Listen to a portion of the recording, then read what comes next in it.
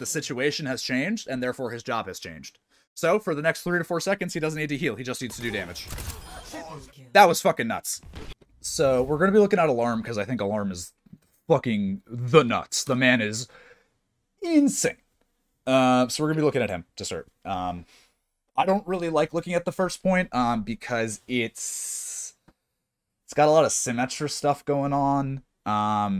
In, like, specifically that point is so, pinched, I guess is how I can word it, that you kind of lose the sense of how you're supposed to play Baptiste in terms of, like, scale. Okay. So that is a good one, but they do it the whole time because they're good players. So we're going to be looking at this. One round. The answer is pretty simple, but can you identify what Alarm's job is in Fusion's comp right now? Keeping up the tanks. Keeping up the tanks and supporting as much damage as they possibly can onto the front line, I suppose. Yeah, pretty much. You're not looking to do anything crazy specific with your lamps. You're going to be looking for tempo ults. Yeah, but nothing too specific. You're kind of playing it like you would play an Ana, you know? Okay. Do you see the health bars, by the way? You can't see it right now. But... Let's see. Those black outlines? Yeah, that's not in... I don't think you can enable that in base game. I think that's just for spectating. That's too bad. For spectating, Al. Sorry, buddy. Yeah. Oh, shit. My game volume is really loud. Okay. So they roll out here. They recognize that the enemy team is playing, I imagine the comms right now are, okay, we're mirrored. Hold this out of point, right? So instead of Alarm getting back, he understands that his team's going to play forward because that's what's probably communicated, right? So he sticks on these stairs mostly. They get back a little bit, and then they explode out of this, if I remember correctly. But look at how he's constantly doing the rhythm, right?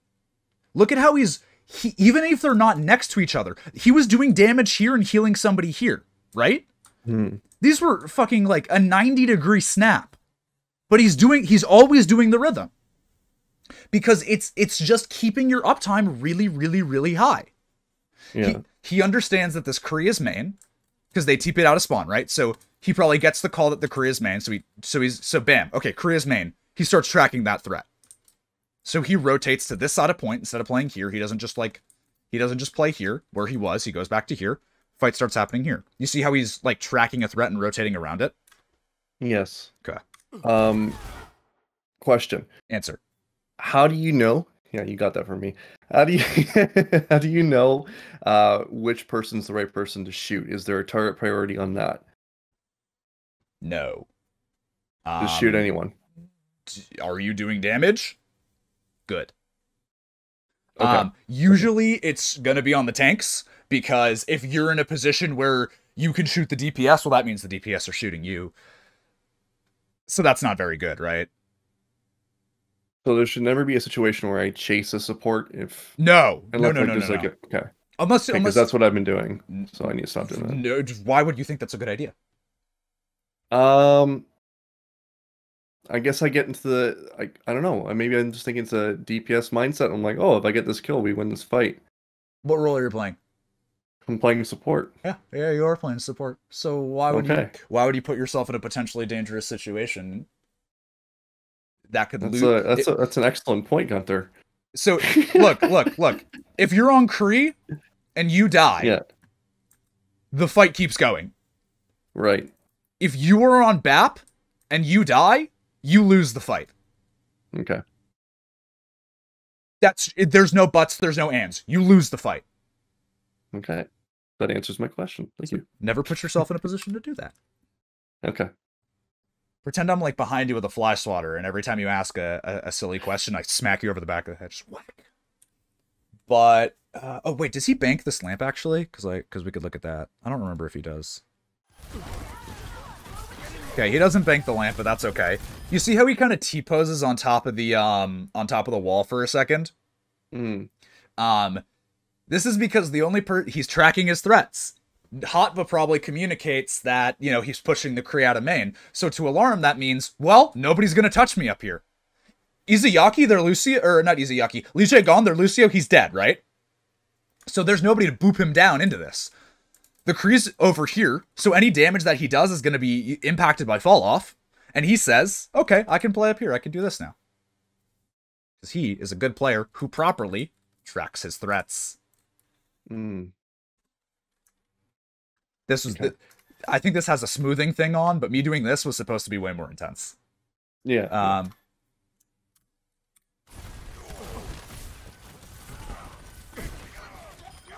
But you see how he's always trying to keep the pillar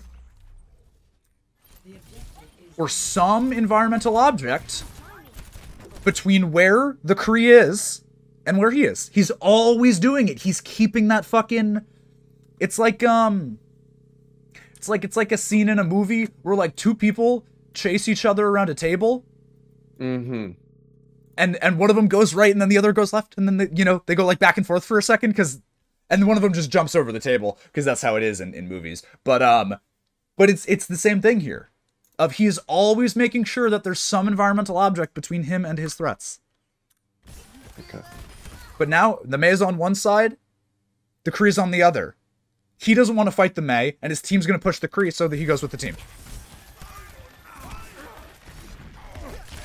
He says, I'm comfortable.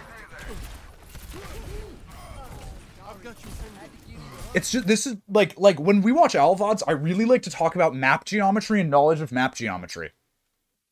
Because like, when he jumps up here like this, if he did this in the wrong place, Lip would have been able to see him from like over here. But he makes very specific, makes it a very specific jump that when he jumped, he would be behind this pillar. Mm-hmm. Wherever he goes, everything he's doing, he always respects the fact that his opponents can kill him. He's always respecting that fact.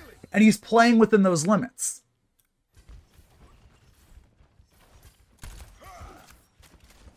I think they go high ground here to set up for this fight. Yeah, they do. So his team sets up for this fight. He says, I'm going to be here with you, but I'm not going to be first. I'm not going to be first at the doorway. And he drops back the second he feels it's necessary. I think that was a bad lamp. I think it could have been a little more to the right, so it would have been more under the top of the pagoda and harder to see, but also because that was just poor communication with Mono, right? Mono probably said, I want to go this way, and then he needed to come back this way. And I think this was a poor square. The team should have given a lot more space and came a lot further back. Because where's Carpe right now? Carpe's on this high ground, right? Like, when you square, in this in brawl comps, you usually have a person you want to be squaring with. You're not doing it for your whole team. It's tempo, right? So he wants to be squaring his Kree. I think he made a mistake here. Just because I'm gonna square and I'm gonna keep my Rhine alive, but he lost track of where his Kree was in this fight. So friendly reminder: pay attention to your buddy in brawl comps. Always be cognizant of where this buddy is and be ready to work with them.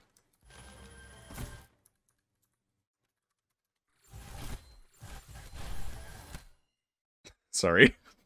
What was that? It was just kind of entertaining to hit all the buttons at once. Because I am a monkey. At the end of the day, I am just a monkey. But he recognizes that this is bad and that they need to give up the space, and he doesn't commit to the wall, he leaves. Right? He says, oh, okay, we don't want to be here, then let's not be here.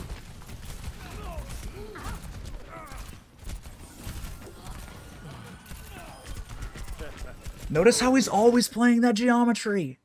He's killing the diva, and as he's killing the diva, he rotates around the other side so the Kree can't push him. He's always playing the geometry. Was there more to that? Yeah, I'm sorry.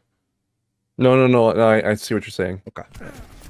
It's kind of like you're feeling where he is. You're using the force. Yeah. Well, it's like, I know where he was. I know where he's going.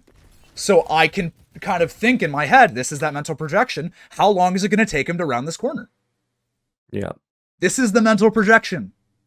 Even though he can't see the Kree, he saw where he was going. He knows how fast he's going to walk. So he knows when he's going to peek around the corner. So he tries to keep a certain pace with that. It's super helpful seeing this played in this game. Because I used to do this in Counter-Strike a lot, which is good. What do you mean this? Like look at pro VODs or the way you rotate around? No. Like the mental projection you're talking about, like feeling where the person is and being able to keep line of sight of them. It's like when you're avoiding an opper in Counter-Strike. Yeah, this is a line that they're taking. Let's go this path, or toss a smoke here, or if I'm gonna peek a guy who's in CT spawn, I got to make sure that my back is still against this box as I'm peeking out. Yeah, or my side. Exactly. Yeah. You see how Alarm is always playing like that. Yeah. Mostly because he's just fucking, you know, the GOAT, but... Hello. You all look like you needed some healing. Lamp is in the doorway. I think it could have been a little better. It could have been a little further up, but you see how he's very specific about, I'm not going to lamp around the corner. I'm not going to lamp further into the room. He makes sure that he knows if the Shadow came out of here, right, and he knows that the enemy team's going to be trying to fight here, he has the idea of, I need to lamp in this corner. And he does it. And he what coaxed him to throw the lamp? Sorry to cut you off. I didn't see that. So Fate tried to shatter, and it got and it got canceled by Mono. But he heard the shatter voice line come out, so he probably assumed that he was going to get hit by the shatter. So he did it before he did it before he would get hit by it. Okay.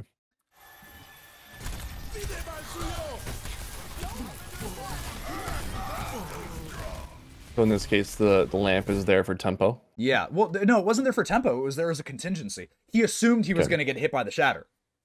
Okay. Just because Mono blocked it and canceled, but he assumed he was going to get hit by the shatter. So he put the lamp down so that essentially the lamp would be coming up as Alarm would be falling to the ground. He understood that he would need to lamp that, because we woo big danger. So, you know. What? We in big danger. I was laughing at that. I was more thinking like an alarm, like a wee woo. Big danger alert. Sorry, sometimes I just say shit. No need to apologize.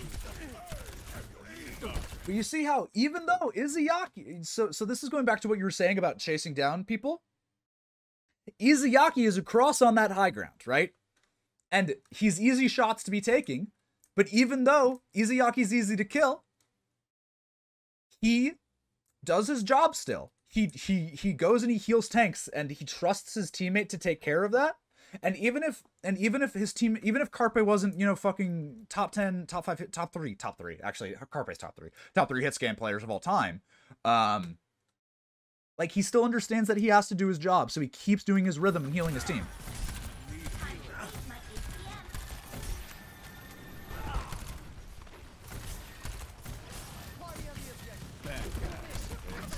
He could have stayed longer to go look at that Mei who was going to come out of bottom, but he doesn't. He stays to keeping his team alive and keeping in his rhythm.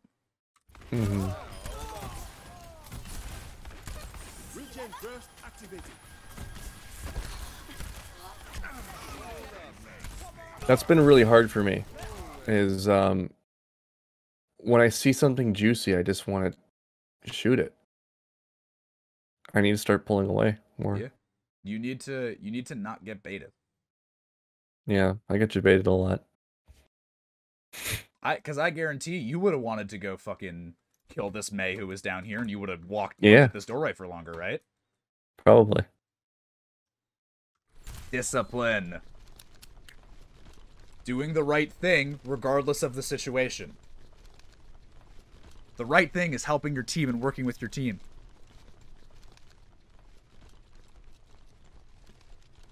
Sit. Okay.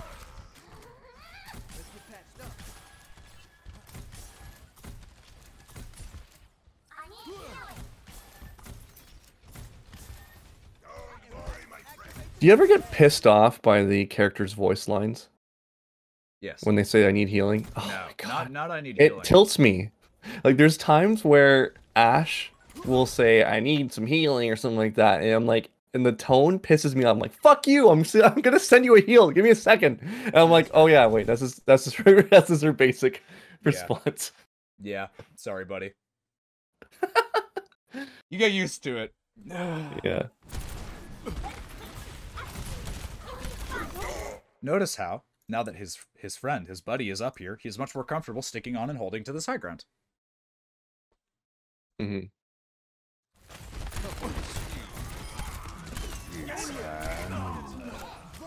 That was a bad, or it was a good lamp in theory, I think, because they were pushing on the Carpe, but it just doesn't end up working out. But those are the kind of lamps that you can go for legitimately. I don't know if you use your lamp like that at all. I have, yeah. Okay, I'm getting a phone call. Yeah. No, I've used my lamps like that, but I question if I've done the right thing sometimes about that. Yeah, I think that these are okay lamps to go for in brawl comps. Okay. Oh shit! Why am I not? Let them up. His Kree is dead, so he does it for tempo.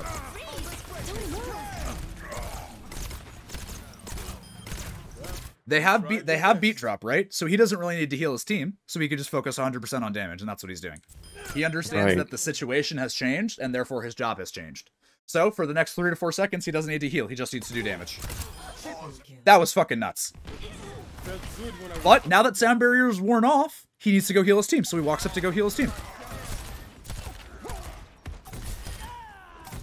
As the situation changes, he understands how his job changes. He says, I have 3 seconds to do a lot of damage, so he takes that 3 seconds and he does a fuck ton of damage, and then he goes back to doing his job. Step right up. So what do you think you've gotten to understand out of this round? Well, I think the big things to relate to my own gameplay is that don't chase the shiny golden thing across the map. You don't need to chase that. It don't need to be the cat with the ball and the yarn. You know, like just chasing after that, or the laser, I guess. Just stick to what you're supposed to be doing. That's the biggest one, and recognizing when your job changes. I think that's another big one. So like seeing when we had the beat. Okay, I can throw down this Q, and then I'm just gonna be damaging. This is my job now. When it shifts, working with your partner as well, where you need to be setting up. If he comes over on that high ground, for example, you can feel a little bit more safe in that high ground. So those are the big ones. I'm getting into a habit that I've noticed too, where I do my job well, but I feel like I can do more in my ranked games. And yeah, maybe that can get me into trouble sometimes, but I feel like I almost need to do it to win a game. Should I ignore the win and just focus on keep doing my own job and don't extend past it? Or should I try to push the envelope and go beyond it? Elaborate on what you mean by that. So let's say, for example, in that situation where, okay, maybe not the May situation on the last map, but let's say I've got everyone's up and it's 6v6 and everyone's looking pretty good. Ryan and Ryan are about to swing on each other, and I see on the corner of my eye, Anna is half health, and it can take like 2 bursts to take her down. But that would be pulling me away from the Ryan battle for a second. But if I get that Anna kill, it's like a sure win. So, you see how on Shrine, when there was that Kree pushing him from main, and then there was that fight happening on Alarm's right side, right? He would do those 90-degree flicks to keep his rhythm together. In that situation you described, why do you have to do one or the other? You can do both. Okay. If you are able to do your job well, and I don't mean just do your job in at the bare minimum, I mean do it fucking amazingly, then you won't need to go for stuff like that. You won't need to put 100% of your attention onto killing the Ana, because it won't take 100% of your attention. You can flick between the two and keep your rhythm going. Okay. I think that people really underestimate the value of performing well in what you need to be doing. Because a lot of the time when people say, I can't do more for this game or shit like that, you probably, like, can. And you're just not very good. Yeah. Okay. Do what you need to do well before trying to, like, do more. Okay. Just because you're not putting damage into the enemy front line doesn't mean you're not doing damage. Do what you're supposed to be doing. And I know it's kind of a cop-out answer, but I don't really think it is. Because it's just, you need to commit harder on doing what you do well. 3, 2, 1. Teleporter online. Objective A. So, they're in double shield. They have a brig, not a Zen. Mm-hmm. How does it? What is Larm's job in this comp?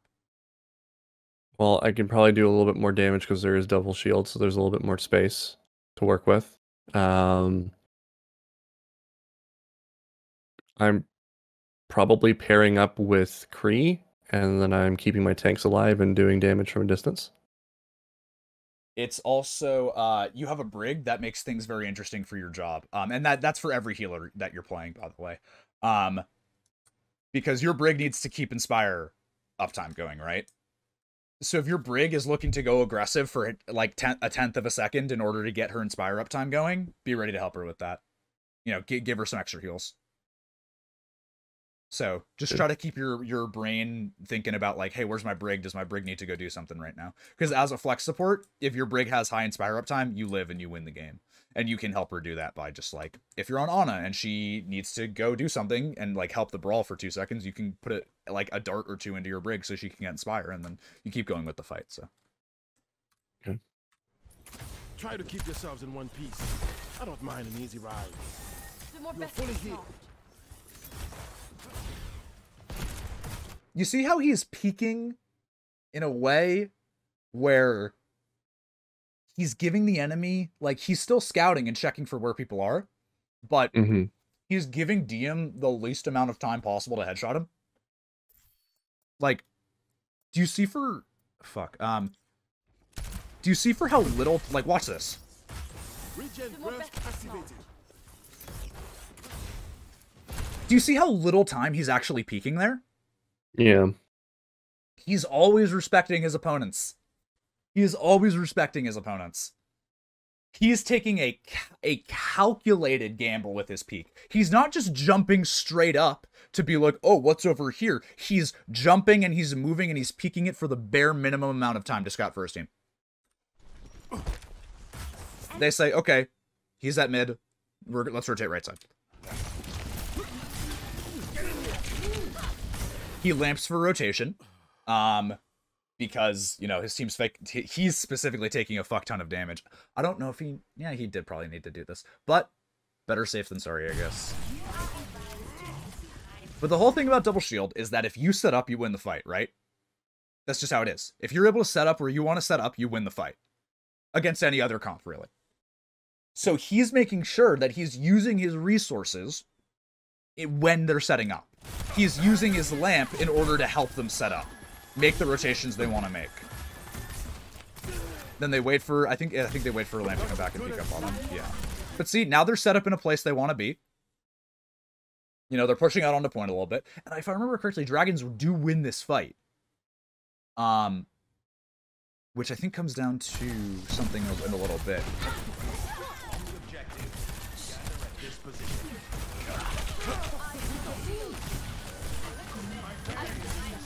But you see how he's also putting a little bit of extra attention into Toby?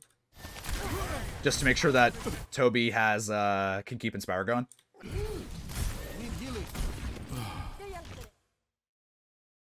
But you see how, like, Toby was playing way closer to the doorway there because he wanted to get Inspire uptime? Yes. Yeah. Just keep an eye at, and he fucks up his jump a little bit and Alarm almost gets punished. But just keep an extra eye out for your Brig when she's going for, to hit shots or hit her whip and go get Rally. Because Rally wins fights. They peek out of bottom of the square here. So, the usage of your ult will go from combo piece to tempo ult depending upon the situation. If they were in a double shield mirror matchup, they probably would have used this square to force the enemy team back to this corner, force out their lamp or something like that. Mm-hmm. But they're just using it for tempo here. They're just using it to push out and take control of the sightline and split them up. It's not, hey, we push them to this corner and then we push this corner. It's, I just want to get them off a point, see if we can get a pick here. Right. So the usage of your ult changes depending upon what you're against.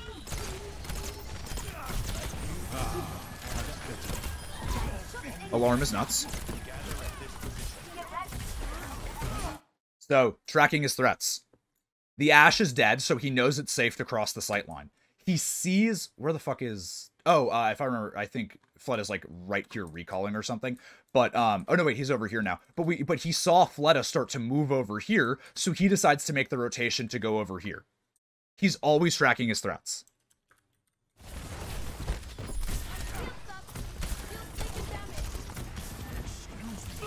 So he moves over here because he knows that the Tracer's over there. Yeah, and then he sees the Winston goes above him, so he rotates back out, right?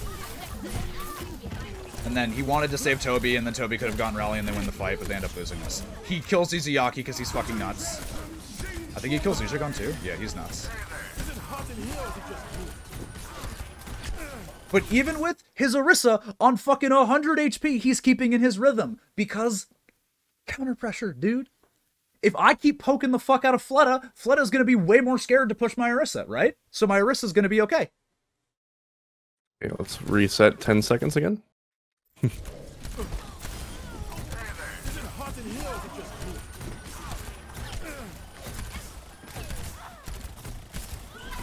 Like, my brain doesn't process it until I see it like 2 or 3 times.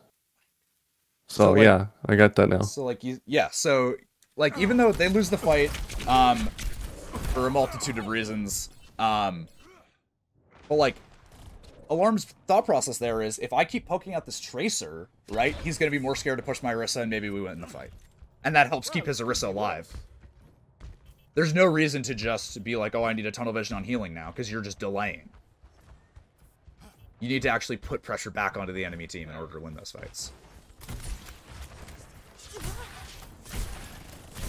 If I remember correctly, on second point, they go to double shield mirror,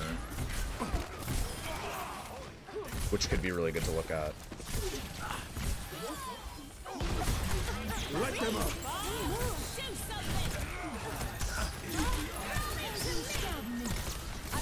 So remember, he's understanding Rally in the same way he's understanding Sound Barrier here. Now he has an opportunity to do a little more damage because of the fact that they have this defensive tempo all going on.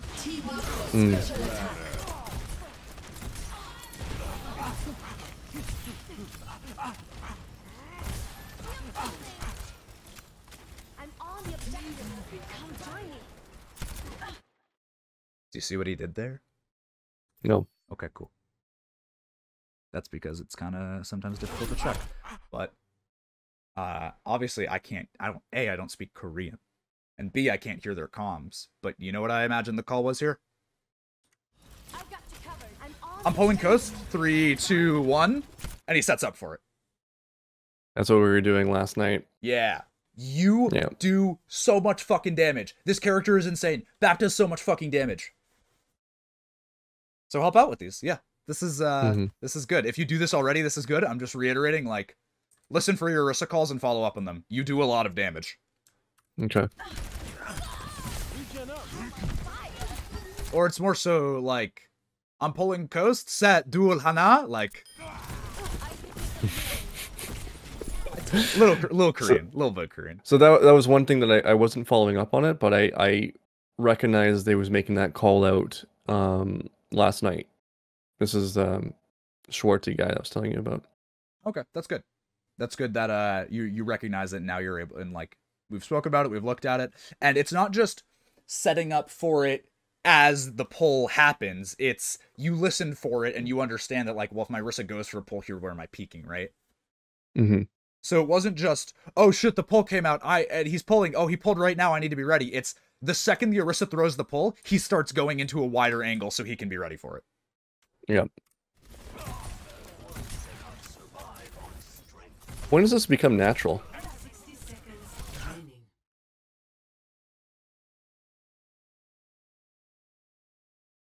Good question. No. Bad question?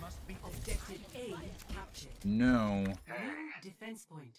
Objective B. I mean, when I say no, I mean, I don't know if it becomes supernatural. You will get parts of it, down to being natural, right? So you'll be able to focus on the more complicated bits. But Yeah. I guarantee you that there are none of these players who are just naturally coasting on what they understand about the game right now. All of them are doing active, like all of these players in these matches are doing active thought processes about everything they're doing. Okay. There's a lot of stuff that, you know, they understand to just be easy and then they do it really easily. But some of the more complex stuff, that's stuff you think about. Parts of it become natural, but it's never 100%. So, Dragons have swapped to double shield. What are the differences between their comps that change how you need to play this matchup? They're both on double shield, just different variants. Have they switched? I don't think they switched. Oh, okay. Oh, they mirrored it. Okay. And they had Ryan last time? Is that what they were? No, they were on... No, they were on Winston and Mercy. Winston, okay. When does that change? Well, I'm not sure, man. Can't tell you. Well, look at the differences in heroes. There's no diving Winston I have to worry about anymore. No, no, no, no, no.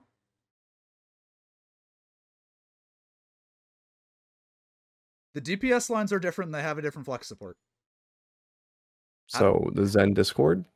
I have to worry I'm about not that? talking about your threats. I'm talking about overall, the macro. Okay. How do these comps match up into each other? Well, I guess Dragons is a bit more spammy now. Yeah, you're on the right track. Okay. That's as far as I can go. Okay. So, between Zen and Brig, they're both valid support heroes in this comp. However, they have functionally different roles. What does Brig do versus what does Zen do? I'm going to walk you through this piece by piece because I think this is really important. So what does Brig do versus what does Zen do? Zen is mostly DPS based, I would say. Picking targets and blasting them. Calling it out for his team. And Brig, I would say, is more defensive based. So we have an offensive versus a defensive character. A little too specific. Zen does damage and breaks shields. Brig wants has to the fight. shield. Or no, I mean you're not. Look, man, when you consider double shield, I don't think of Brig as one of them. But Zen has shield break. Brig does not. Brig does well in a brawl. Zen does not. So when you have this Brig, you want to be brawling, and when they have the Zen, they want to be poking. So that's the first part of it. Dragons have a Tracer, and an Ashe. Tracer off angles, right? She comes in from an off angle. Ashe, Okay. you don't really do much with shield pressure. Ashe is more of a sniper than she does break shields. She has the ability to help break shields, but that's not what she wants to be doing. So, in this comp, Fusion is going to be so Fusion has the Kree, who is good at shield break and partially defensive, and the Mei, who's really good at bullying front lines. So the Mei helps with Brawl, the Brig helps with Brawl, the Kree helps with Brawl and Shield Break.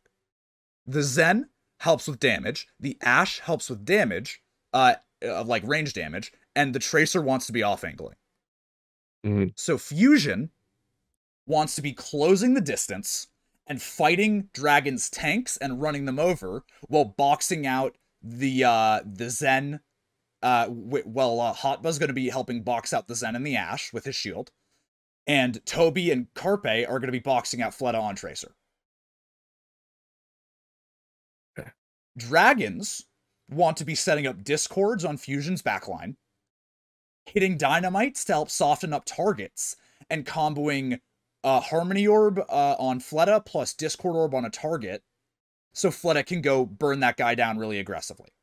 When someone gets discorded, you're going to see how Toby reacts to it, and you're going to see how Toby works to help that person. And if Toby is the one who's discorded, you're going to see how Carpe is going to be the guy to help Toby. Because if someone's discorded, that means that either there's a dynamite coming in from DM, or Fleta is going to be blinking in to help push that target, or a mixture of both. Okay. So the macro of it is, Fusion wants to be closing the distance and brawling, Dragons wants to be hitting from off angles and drawing out that fight. Okay. Ooh, big picture. Gotcha. So how do you, as a Baptiste, now understanding this comp matchup, need to play? Right up against my tank? You want to be playing close to your tanks. Mm-hmm. You're on, for all intents and purposes, you are now playing a bro comp. You might be using your lamp a little more aggressively. You still need to be very cognizant of the corners you're playing at, right? Like the corners you're going to be lamping, and we talked about those pre-lamps, right? Where you think about it before you throw it. That's still really, really important and stuff you should be doing. But you might be using it a little more aggressively. You might be using your square for just you and Carpe, as opposed to on Dragons, where if I was going to square, I'd set up my Ashe and my Zen there, and maybe my Sigma a little bit. I'd square right in front of my Orisa sometimes, right? You'd be setting up your square for your entire team to get value from it. Whereas on Fusion, you might be doing it for a little bit of tempo. Doing it for a little bit of mid-fight tempo. This game is very complicated. Yeah. Okay. So I know that's a lot of information to take in. Yeah, I'll have to watch this 3 or 4 times. You The know, whole thing. I'd rather you watch this 3 or 4 times and understand it than say, okay, I get it, and then not get it. Yeah. So we're still going to be breaking this down piece by piece. So don't smack me anymore when I say I need 10 seconds. Let me see it a few more times. I'm gonna have to like smack your fingers with a roller like I'm a fucking. It's not that I'm not listening, it's that I need to see it to process it over and over again. Because you know what? Listen, I watched some of these matches before. Yeah. And this is for, I don't know if you're gonna use this for content, but anyone who thinks they can just watch a fucking game and just be like, oh yeah, I know what they're doing, I'm gonna do this, clearly they don't know what's going on. So this is like a whole different perspective. You gotta pause and you gotta talk about it for a while. Yeah. That's how it is sometimes. But I think it's crazy that they think this much. This level. Here's the thing. They've already done a lot of this thinking. Yeah. So when I guarantee you when Fusion saw Dragons swap their comps, somebody on Fusion was like, they're on this, we got to do this, because they already kind of know that. They already have seen this situation before. Or or not maybe this exact situation, but they understand their comp is lacking damage in those really long range engagements, and they don't really have any follow up. So they want to be going for a brawl. Dragon says, hey, we're going to try and play more distance and poke them out, because on this point they have a pretty far distance to walk in, and if they want to actually take the point, right? They have a longer distance to walk physically. So they're going to be in exposed sightlines. And on this point specifically, if the fight's happening on point, you have a fucking billion off angles. Here, and here, and over here, and then down here, and over here. Like, there's a billion off angles for point. Yep. So. The tank roll is pretty difficult, eh? Yeah. Would you say? Yeah, it's. Would you say it's the hardest role in the whole game? I don't think there's a hardest role. Okay. I think that Everything is what is difficult depends on your personality. Okay. So for some 'Cause, people, yeah, it seems like the sorry. No, Go ahead. go ahead. I was gonna say it seems like the level of adaptation is even higher on the tank because you have to be like it's like a split second decision of what you need to do and how you play it. Yeah, on main tank, main tank is all brain. You got to be 100% in the brain category. Yeah. But yeah, it's difficult. It's definitely difficult. You were gonna say something? Not really. So you see how when they're trying to poke out this Orisa shield, they understand that Dragon's comp does more damage than they do. So when they're poking out the Orisa shield, they're not doing it from main, where they can get poked by 50 different things. They're doing it from fucking over here, where they're barely peeking it, you know? Yeah, they clearly know this is what they're gonna do. They understand the comp matchup. Yeah. And they're setting up close so that when they Holy want to shit. drop and come take the fight, their Brig is already going to be in range to proc Inspire. They're already close enough to be part of this fight. They wall off that high ground so that DM can't peek their backline.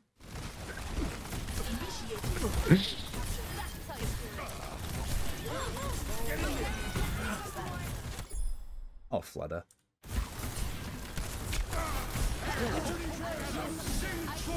It's like a light bulb moment right now. Holy shit. For what? For me, it's like, fuck, man. Yeah. Like, they've, like, anti-stratted the shit out of them right now. This game is very complicated when you get to high-level play. This game has one of the lowest skill floors of any esport and the highest skill ceiling. I think the only game that comes close in terms of, like, the discrepancy between those two things is fucking Rocket League. Rocket League is fucking soccer with cars. You see some of the shit that people do in Pro Rocket League? That's crazy.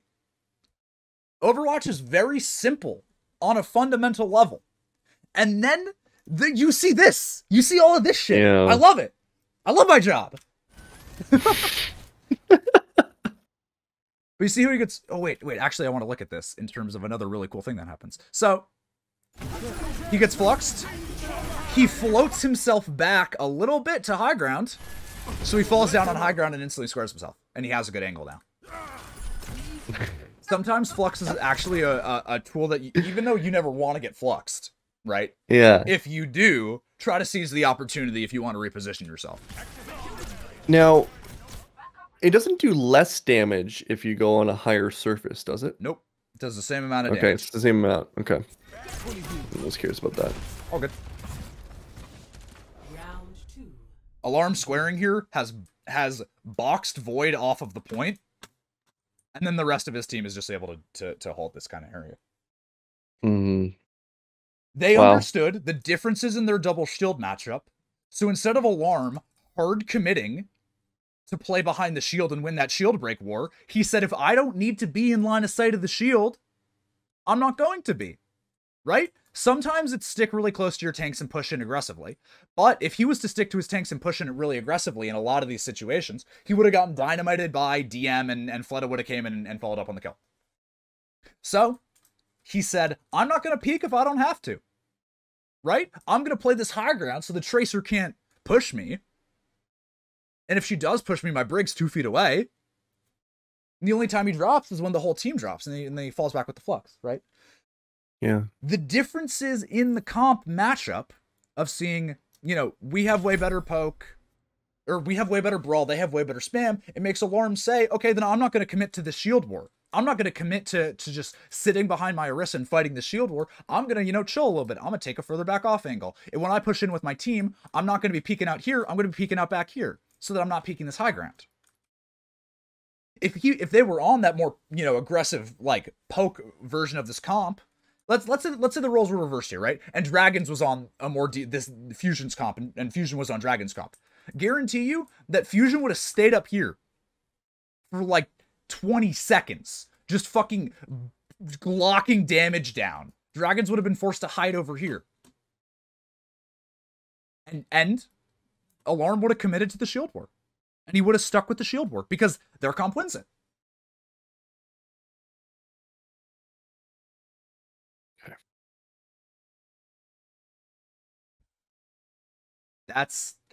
This game is complicated, man. Yeah. This game is real fucking complicated, but I hope that at least, like, I want to be doing a lot of these Owl VOD reviews because I think they're really good. So I hope that at least shining a little bit of a light on this was something that that could be good. It's a lot better than me just watching it Yeah. alone. Yeah, because if you watch it alone, the shit happens and you don't really understand all the nuances of it. Exactly. Just when it's funny. It's something that happens with health and fitness industry too. So you learn a concept and then, well, before you learn the concept, most trainers think they know everything about the body, like the bad ones. They're like, oh yeah, I know all the answers. And then if you go to a course and you get taught something completely different, it's like the same shock factor. Every single trainer walks out going, I know nothing. It's just like there's like so much I don't know. It's like yeah. And then it takes you months and you figure it out and you start understanding that, you get more confidence and you learn something new and you're like, I still know nothing. I still don't know anything, yeah. I still don't know anything. Well, I hope that you at least know a little more nothing now than you didn't know before. Yes. I think that made sense. I think that the takeaways for me right now, being able to see the threats tracked, like things that I can apply right away. Like the rest of the macro stuff I'm gonna have to get when I start scrimming more, Yeah. but I think in the time that I have when I'm playing my ranked is just understanding the threats, and I wanna actively practice positioning myself against my threats the way that he was doing. I think that's the best one to take away, and I think that's the only thing I really, really want to focus on and get down this week, and then we'll go from there. Because once I've got that down, then I don't have to worry about it. It becomes natural. And then the stuff will be a little bit easier to grasp. But yeah. Seeing the macro stuff was really interesting too. And like how you position yourself based on what you're playing against. Yeah, the thing about like watching Owl stuff is that there's a lot of high level concepts which are hard to look at in a micro view because everything is so interlinked. Right? Now, Like, okay, I have another question then, a macro thing. go ahead. Let's say we're on second point and we go full brawl into this. Would the pathing be better if we went all the way left and then went up into the point? I don't really think so because it's a really long rotation that could be very dangerous. Okay. I was just thinking, like, logically you avoid a lot of the spam, and then you start taking a fight into closer range once you wrap around the corner, right where that opposing Sigma is, where Void is. See, the issue about making that long rotation is that, like, yeah, that I think that's something you could do. I just think, like, in the time it takes you to, you know, are you talking about, like, going all the way up and around here, or just down here? You don't have to go up and around, just, yeah, round through there, yeah. Well, if you wrap And around then taking the through, point from that spot. if you wrap around through here, well, then people can peek you from, you know, these back high grounds, and Ash has a lot of time to throw dynamites at you and charge her Bob. You want to be minimizing the amount of time it takes for your rotations in this comp matchup. You're a brawl comp. You want to be, if the fight's here, you try and go here and you minimize the amount of actual damage you'll be taking. Yes. When if you want to make this really long rotation, then you're wasting shield resources and the enemy team is able to set up so they can off angle you. Maybe, you know, DM comes over here, he throws a dynamite at you, Tracer sets up here and dumps a clip into your head, and then the rest of the team is set up over here. And as you rotate around this side, right, they rotate this side. They come back this way too. And so essentially, you just put yourself in a more dangerous position because you've given the enemy team time to set up.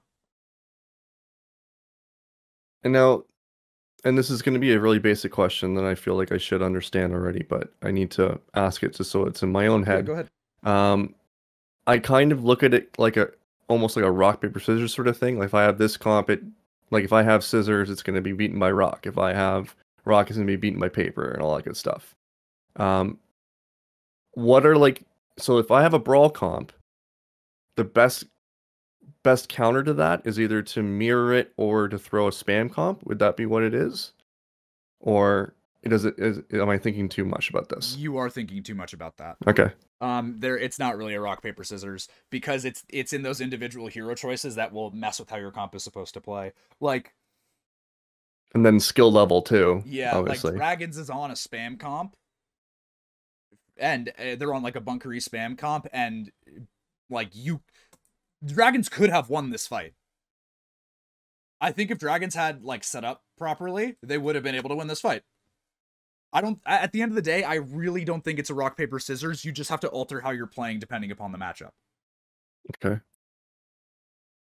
Do you have a document or a website I can go to see all the comps?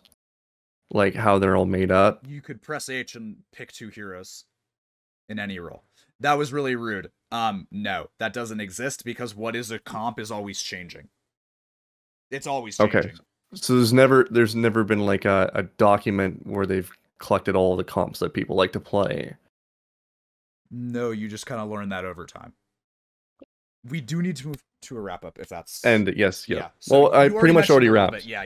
You did. Yeah. But is there anything else you want to just mention or poke at?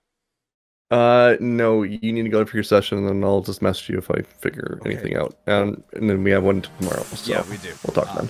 Okay, cool.